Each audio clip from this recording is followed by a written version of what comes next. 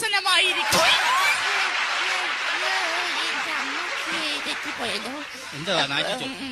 വേദിയിൽ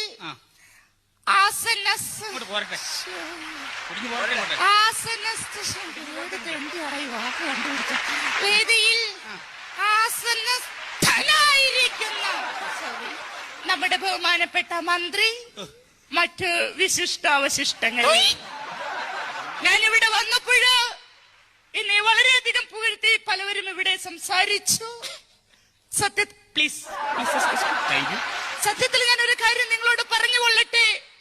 ഇദ്ദേഹം പറഞ്ഞതുപോലെ ഞാൻ വനിതകളുടെ മാത്രം മെമ്പർ അല്ല, ഞാൻ പുരുഷന്മാരുടെ കൂടി മെമ്പറാണ്.